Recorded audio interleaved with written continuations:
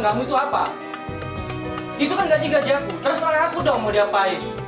Lagian kamu kan udah punya uang sendiri dari hasil bisnis keseharian kamu.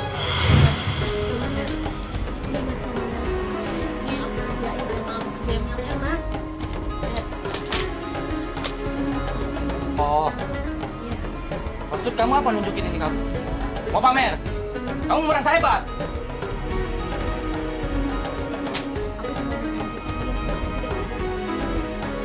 Ah, bisnis mulu. Aku sama anak-anak gak pernah kamu urusin. Mas. Kan aku juga lagian udah izin sama kamu. Lah, udah. Kalau kayak gini terus-terusan, mending kita cerai. Dan janganlah kamu iri hati terhadap apa yang dikaruniakan Allah kepada sebagian kamu lebih banyak dari sebagian yang lain. Karena bagi orang laki-laki, ada bagian dari apa yang mereka usahakan.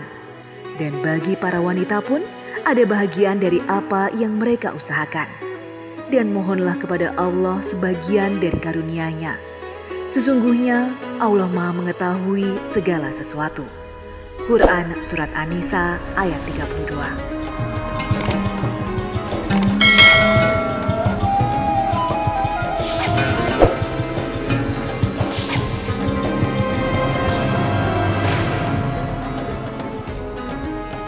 Assalamualaikum warahmatullahi wabarakatuh. Selamat pagi pemirsa Tawakal yang dirahmati Allah Subhanahu wa Ta'ala. Senang sekali saya Farid Hasan kembali menjumpai Anda. Dan pemirsa, alhamdulillah di studio sudah hadir bersama kami Bapak Ustadz Muhammad Ziyad. Waalaikumsalam warahmatullahi wabarakatuh. Selain Bapak Ustadz Muhammad Ziyad juga sudah hadir bersama kami seorang narasumber bernama Mbak Sarah. Assalamualaikum Mbak Sarah. Waalaikumsalam warahmatullahi wabarakatuh. Terima kasih sudah hadir di Tawakal. Dan pemirsa, di awal tadi kita lihat bersama itu adalah cuplikan reka adegan yang menimpa Mbak Sarah semasa hidupnya. Dan Mbak Sarah bisa langsung bercerita ke kita, Mbak Sarah. Masalah apa saja Mbak datang ke Tawakal? Terima kasih Mas Farid. Sebelumnya saya ingin bertanya kepada Pak Ustadz. Saya sudah tidak diberi nafkah oleh suami saya. Saya sudah minta cerai. Tapi saya di pengadilan belum putus.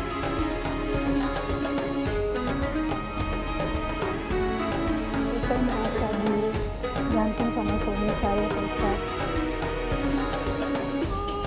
Bagaimana sebenarnya status saya ini, Pak Ustadz? Nah, ya, maksudnya Sarah sudah mengajukan gugatan cerai begitu? Sudah. Pengadilan tapi belum memutuskan. Belum. Alasannya mengajukan gugatan cerai kenapa? Karena awalnya saya sama suami itu, awal pernikahan saya itu dijodohin sama orang tua. Karena saya sama dia itu sama-sama orang susah, Mas. Sama-sama orang gak mampu. Ya sudah, saya nikah. Hitung-hitung saya mengurangi beban orang tua, Mas. Selama saya nikah, suami saya pengangguran dan dia tidak bekerja. Tadi di awal Mbak Sarah tadi bilang karena belum statusnya apa begitu? Ya, iya. Sudah berapa lama? Sudah menikah? 4 tahun, Mas. Katanya dari awalnya itu proses statusnya bagaimana nih? Pengadilan sih memang belum ketuk palu, tapi dia merasa sudah 4 tahun tidak dinafkahi. Lahir batin? Lahir batin. Ya. Bismillahirrahmanirrahim. Saya menahan nafas panjang karena kisahin sampai 4 tahun tadi itu. Ya.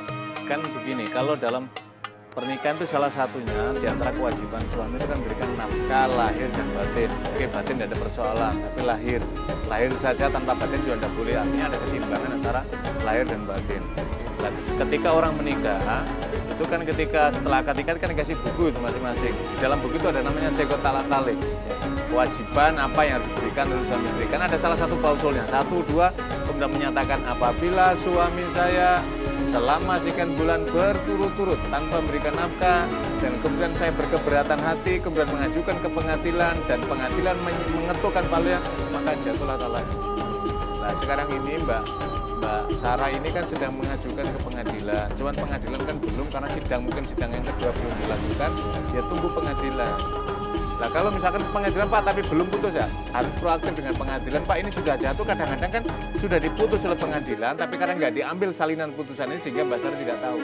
Nah itu juga penting untuk mengetahui bagian dari pemahaman tentang ini. Tetapi ada satu hal yang penting, para suami yang ada di rumah, kita kaum laki-laki, maka mari sama-sama kita mengetahui apa tanggung jawab kepada istri kita. Jangan sampai seorang suami menelantarkan kewajibannya atas tanggung jawabnya kepada istrinya, ini tidak dibolehkan.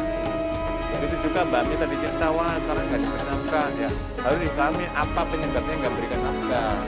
Kalau misalkan begini Mas Farid, tadi kan cerita sama-sama bisa menikah, kalau nggak beri nafkah, karena suami nggak ada rezeki yang diberikan, kebetulan sedang berusaha, ini juga mesti dijelaskan itu masalahnya, karena ini juga akan menggeser berkaitan dengan status hukumnya gitu. Nah, Sarah sendiri setelah menikah dinafkahkan atau tidak?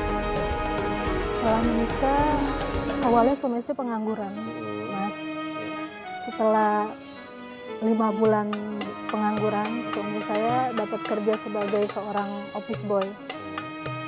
Nah, selama dia kerja jadi office boy, gajinya nggak pernah saya ngerasain gajinya dia pertama itu saya nggak dapet. Gajinya dikasih ke orang tuanya tanpa sepengetahuan saya, dan juga dia pun agak sombong orangnya. Nah, Mbak Sarah pernah nanya ke dia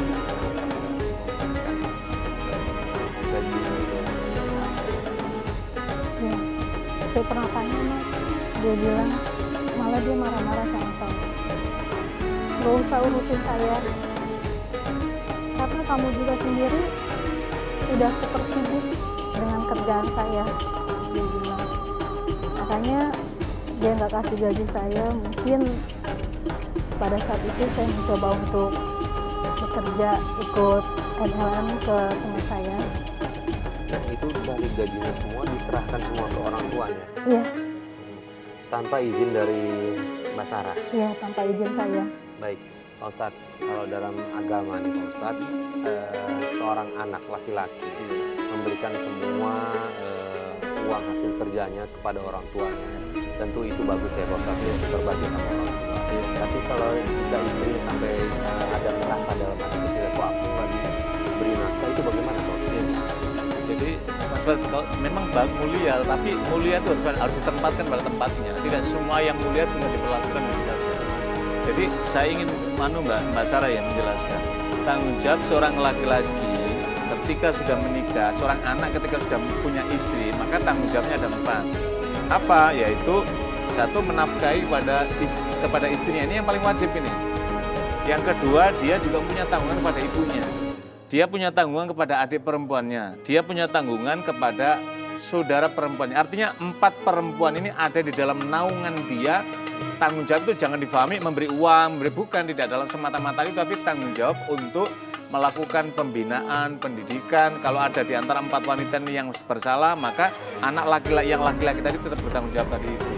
Nah, ketika sudah menikah tadi itu, maka tanggung jawab pertama untuk berikan nafkah, pemberian nafkah itu adalah kepada istrinya. Jadi tidak boleh kemudian gajinya diberikan semuanya kepada ibunya, kemudian istrinya tidak bisa. Yang bagus itu adalah begini, memberikan nafkah kepada istrinya, tetapi atas diskusi bersama sepersetujuan dan istri harus merelakan ibunya diberikan jatah juga gitu loh. Misalkan taruhlah gaji sekian, udah mah kita sekian persen untuk ibu saya, karena itu bagian dari kewajiban. Maka ketika ini dilakukan, istri diberikan haknya sebagai nafkah, kemudian ibunya diberikan, maka istri yang merelakan, inilah yang diberkahi.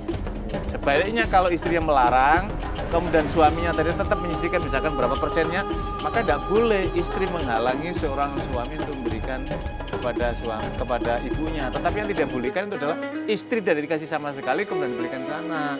Maka dalam kaitan inilah pentingnya orang berumah tangga itu adalah memberikan kesepahaman, tafahum, saling kesepahaman di antara suami dan istri. Ini loh kewajiban masing-masing, ini loh haknya masing-masing. Ketika dalam keadaan sulit, misalkan istri sedang bekerja tapi suaminya enggak, itu juga perlu harus pemahaman supaya enggak menimbulkan konflik gitu. Jadi bukan pengangguran, tapi Allah belum memberikan kesempatan ia bekerja, maka didorong suaminya supaya bersemangat. Saya kira itu adalah bagian dari Nah, kalau semua uangnya diberikan ke orang tuanya, kemudian untuk kehidupan sehari-hari masalah bagaimana? Saya berusaha untuk mencari penghasilan sendiri, Mas. Dengan cara saya bikin kerajinan yang bisa dijual, dan juga saya belajar sama kawan kerja. Jadi di situ ada salah satu multi level ya. Saya diajak di situ bergabung, dan juga hasilnya dan bonusnya itu alhamdulillah bisa mencukupi lebih dari gaji 1 bulan suami saya. Jadi artinya penghasilan Mbak Sarah melebihi dari penghasilan suami begitu. Iya. Kemudian respon dari suami bagaimana setelah mengetahui itu? Respon suami sama sekali enggak. Saya kerja keras itu nggak pernah dihargai. Jadi selalu mata dia tuh salah, mata dia salah. Jadi saya kerja apapun pasti sama dia tuh disalahin terus, Mas. Iya, saya pernah tanya. Saya bilang kenapa saya kerja selalu nggak dihargai. Dia bilang dia nggak suka dengan kerja itu. Dia bilang nggak keurus rumah tangga. Makanya iya